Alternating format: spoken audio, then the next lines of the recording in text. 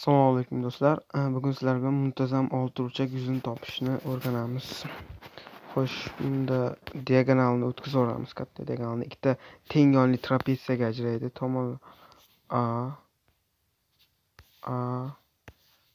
va bu yer ham A bo'ladi. Mana bu yer 2A trapetsiya bitta balandlikka o'tkazamiz.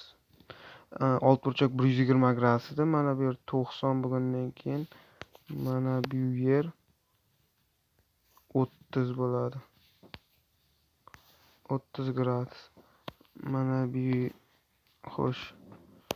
Mana bu yer A taqsim 2. A taqsim 2 balandligi ildizosi 3 taqsim 2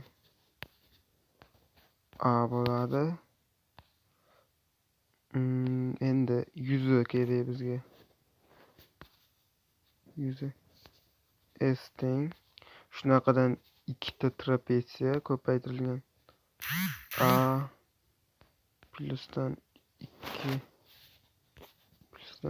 2 A taqsim 2 ko'paytirilgan ildizosi 3 taqsim 2 A.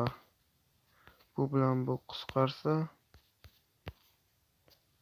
S teng 3 ko'paygan ildizosi 3 bo'ladi. Endi olib o'tsak, keyin mana bu A esa A kvadrat. Mana bu oltiburchak yuzi bo'ladi ekan. Xayr do'stlar, salomat bo'ling.